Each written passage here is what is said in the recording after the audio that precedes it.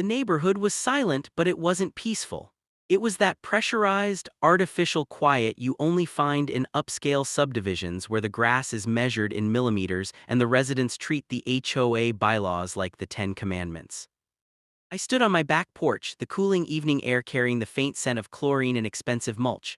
My pool, which 48 hours ago had been a glorious fog-shrouded pool of doom, was now a sterile rectangle of blue. The 12-foot inflatable Grim Reaper was a crumpled heap of black nylon in a plastic bin. The skeleton lifeguards were dismembered and boxed. The motion sensor zombies were silenced. Karen Whitby had won, or so she thought. Karen, the president of the Willow Creek Homeowners Association, was the kind of woman who wore her pearls like a physical barrier between herself and the lower standards of the world. She didn't walk, she patrolled. She lived across from me for 12 years, and in that time I'd never seen her smile without a fine attached to the expression. At 3:14 p.m. the previous Sunday, she'd marched into my yard while I was stringing orange lights. She didn't say hello, she didn't admire the effort, she just raised her clipboard like a shield. "Mr. Porter," she'd said, her voice cutting through the gentle hiss of my fog machine. "These installations are in direct violation of Section 4, Paragraph 7b of the Community Aesthetic Standards." I'd blinked, holding a handful of zip ties. "You mean the Halloween decorations, Karen?" She narrowed her eyes. "Don't play coy, skeletons are not seasonal decor, they are macabre displays of morbidity." I remember looking past her to where my 8-year-old son was currently making one of the skeletons dab for a photo. "It's October, Karen, skeletons are kind of the point. The community brand is elevated tranquility," she snapped. "Expect a notice of violation within 48 hours. She turned to leave, but fate has a sense of humor. Her sensible heel caught on the extension cord for the zombie speaker. As she stumbled, the motion sensor triggered. A guttural, soul-rending moan echoed across the lawn. Karen screamed, a high-pitched, thin sound that lacked any of her usual authority, and fled. I'd laughed then, I wasn't laughing now. 2 hours after her departure, the police had arrived. Not for a crime, but because Karen had called 911 to report a public disturbance and threat to community safety. The officers, 2 guys in their late 20s, had spent 5 minutes investigating before they started taking selfies with the Grim Reaper. "Sir," the older one said, stifling a grin, "I've responded to noise complaints, fireworks, even a guy trying to deep fry a turkey inside an RV. But a skeleton pool party, this is a first. Your neighbor is special." They'd left with a wave, but Karen wasn't finished. The emails started at 6:07 a.m. the next morning. Subject, immediate compliance order. It was a masterpiece of passive-aggressive bureaucracy. She cited unauthorized aquatic inflatables, non-compliant atmospheric effects, and my personal favorite, inconsistent thematic lighting because one of my LED strings flickered when the fog machine kicked on. I'm a structural engineer. I spend my days ensuring bridges don't collapse and skyscrapers don't lean. I don't do inconsistent. I wire my Halloween displays with the precision of a lunar lander, but to Karen, my backyard was a crime scene. The fines began to stack like Jenga blocks. $50 for unauthorized grave markers, $75 for unapproved ambient audio, otherwise known as the monster mash played at volume level 3. By Wednesday, she'd escalated it to $500 per day. I had tried to be the cool neighbor. I offered her cider. I'd offered to turn the fog off by 8:00 p.m. She'd responded by tapping a certified final notice to my front door with blue painter's tape, a sticky note attached in immaculate cursive. "Call me Kay." I didn't call, I read the bylaws. I spent 6 hours that night with a highlighter and a cold cup of coffee. The Willow Creek HOA handbook was 87 pages of single-spaced misery. I waded through sections on mulch color, mailbox height, and acceptable breeds of canine companions. Then, on page 61, buried under a paragraph titled Temporary Displays and Installations, I found the golden ticket. Displays of a religious or cultural nature installed in recognition of seasonal or spiritual observances are exempt from aesthetic uniformity regulations under Section 12D. I stopped, I reread it. I felt a slow, predatory grin spread across my face. The next morning, the deadline for total removal arrived. At 9:00 a.m. sharp, Karen's email hit final escalation, enforcement BGINS. I spent the afternoon taking everything down. I watched from the corner of my eye as Karen stood on her porch, arms crossed, the victor of the Great Skeleton War. She even walked over at 2:00 p.m. to gloat. "I see you've decided to comply, Mr. Porter," she said, her voice dripping with artificial sweetness.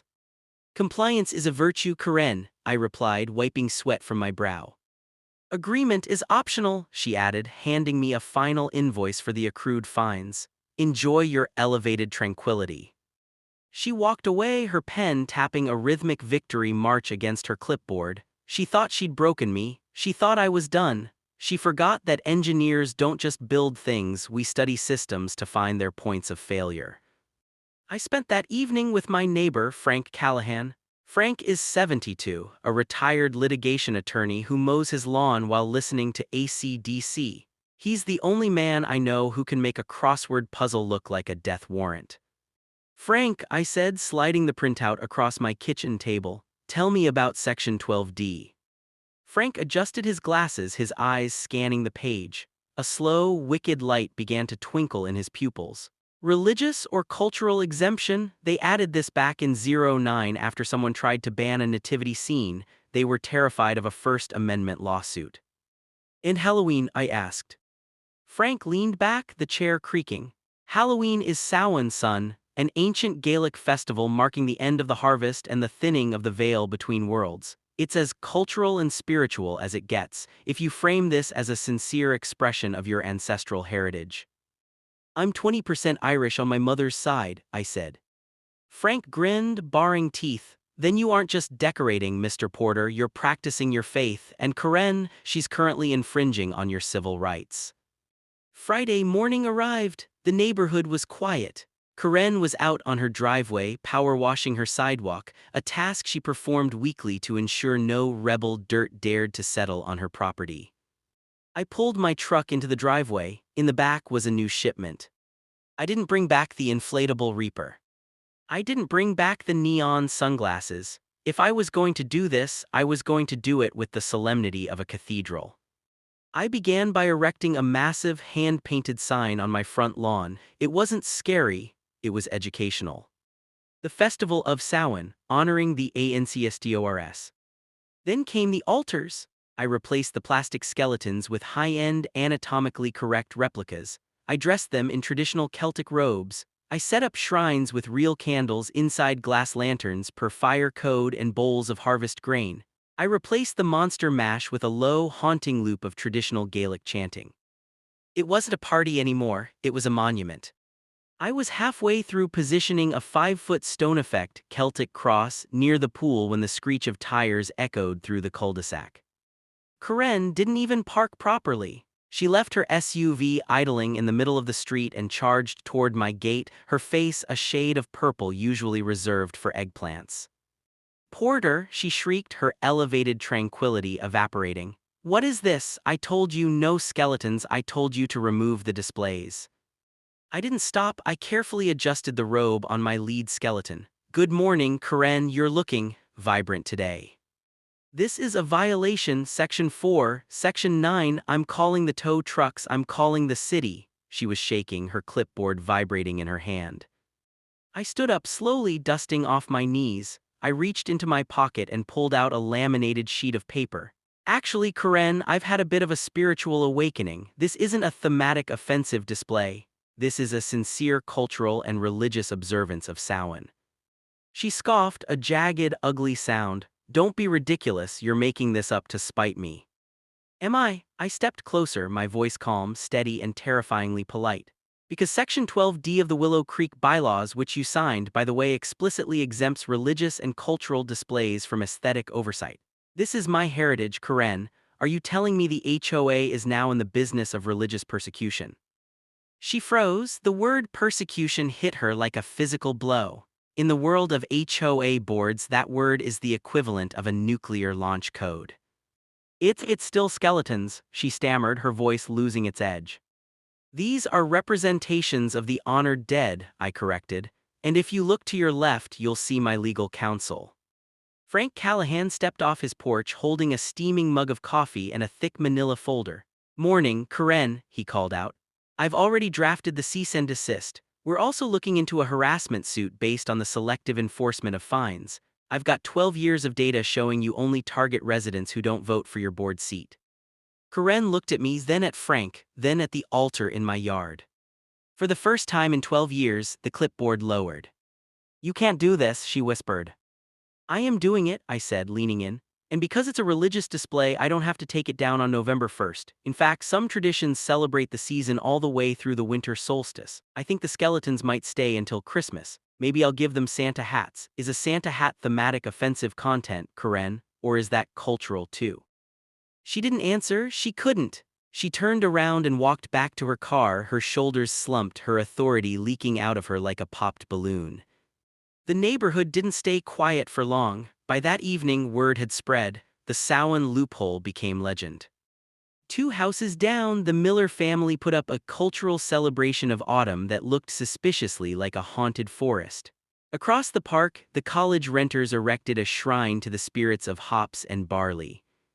The pool of doom was gone, but something better had taken its place. A neighborhood that had realized the rules only have power if you don't know how to read them.